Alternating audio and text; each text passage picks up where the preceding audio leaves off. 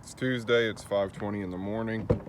A little more awake than normal. I'm also anywhere from 10 to 25 minutes early to the gym today, which means that I'll have quite a bit of time for accessories today. I'm doing everything that I did last week. I might switch up an accessory movement, and I have decided that today I'm going to do,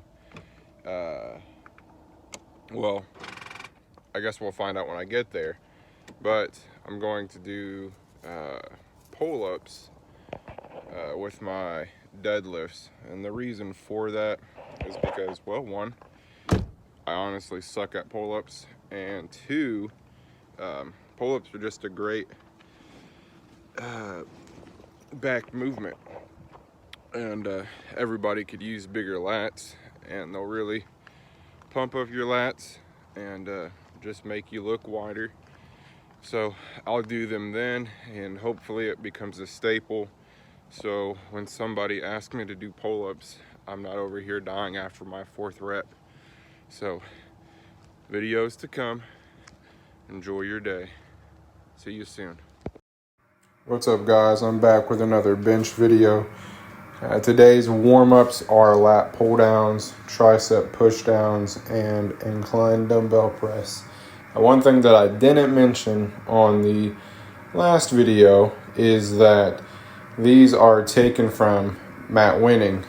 He's an all-time world record holder.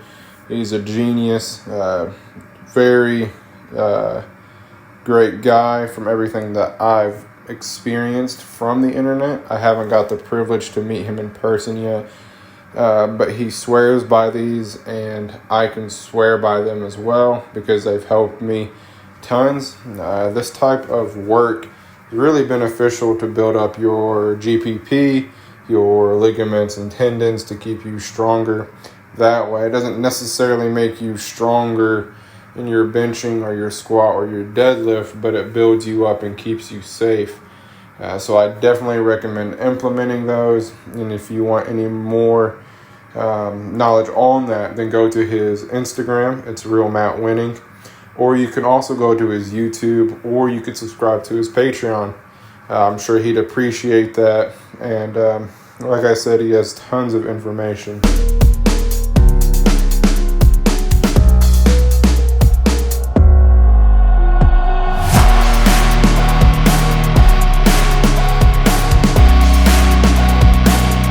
Today I'm working up to a pretty solid single. Well, I say solid.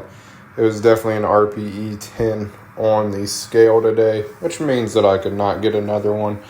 And you will definitely notice that when I get there. I'm also trying to implement knees under the hips on my bench. So you might be able to see a little bit of a tweak to my form this week compared to last week's. It's something that I will definitely be working on, but I do find it beneficial. Just like the last 3 weeks, 250 flew up, so I'm like, well, let's go to 270.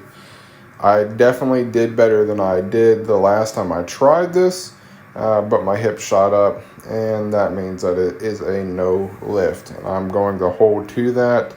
I don't like hip shooting up. I always aim for competition standard, especially when it comes to singles. So I failed that lift, but I did use it for my percentages, and as you can see, my percentages weren't really off. I got the reps, and I think that the technique was pretty solid on them, so I will take it as a half win when it comes to this week's session.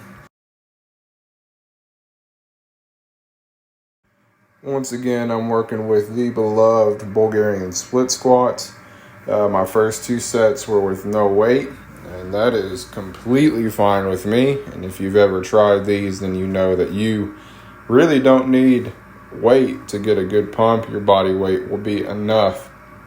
But as I'm trying to progress with this movement, I decided to grab the 5s and run with that. And they definitely posed a challenge. As you will see on my finish, as I finish up, I'm dying.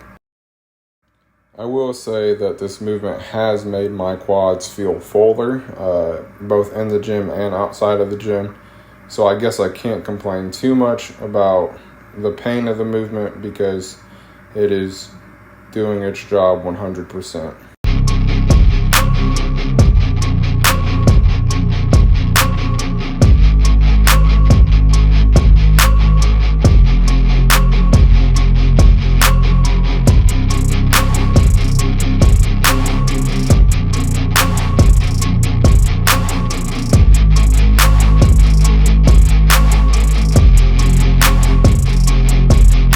Boy is struggling with some pull-ups. I managed to do 4-4-3-3-3 on my pull-ups today, which is a total of 17 reps. And honestly, I'm going to take it. I'm all flat pull-ups. You can see that. So I did the best that I could. I got the reps in, and hopefully I will be able to program this and also work on this better to get a bigger back and also just be better at pull-ups because, of course, nobody really asks how many pull-ups you can do. They always ask how much you can bench. But it is cool to say, you can knock out 20, 30 pull-ups unbroken and with good form. So hold me accountable for that, and hopefully I will be able to give you guys some solid updates as time goes on. With deadlifts, I started out with 315, then worked up to 335 for 2 sets. All 3 sets were relatively easy today, and that is partially the goal. I'm not necessarily looking to tax myself on a secondary movement on deadlift. And I also have squats coming up in 2 days, and I really don't need my lower back and posterior chain to be completely fried. So doing these sets at this weight is perfect for me.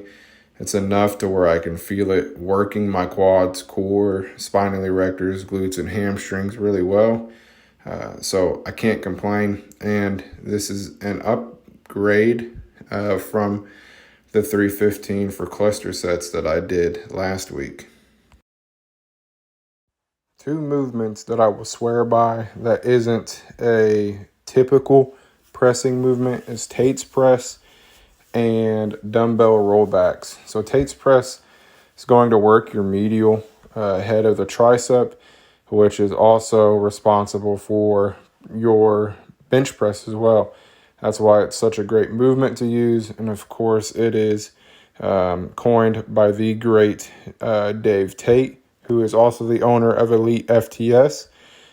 So implement those in your workout if you are wanting to be a better presser. And also just go to Elite FTS and buy the best SSB bar that you can get, some great bands, and pretty much anything that you need for your powerlifting journey.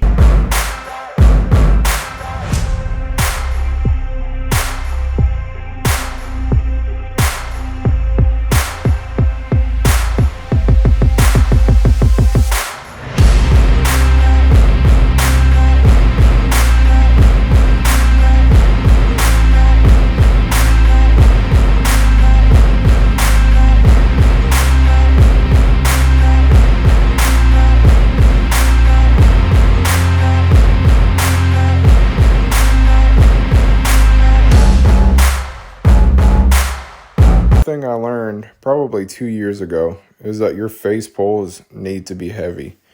Oftentimes I used to do them standing up, but of course if I'm going super heavy, the weight's just going to pull me forward. So I do them seated, and I'm able to use a lot of weight. I'm doing 150 here, and I do these because it's going to give me a stronger upper back, and your upper back is vital for honestly all 3 other lifts. Your bench press, squat, and deadlift. So do heavy face pulls. Doing flexion rows here. These are done from the great group at RP Strength. So Dr. Mike Israetel, Jared Feather, and Charlie, they all swear by him, and they are freaks of nature. Give them a follow and subscribe on Instagram, and YouTube as well. Then I'm just finishing off with some push-ups, and I'm also doing a set of bicep curls. That's really all I had time for today.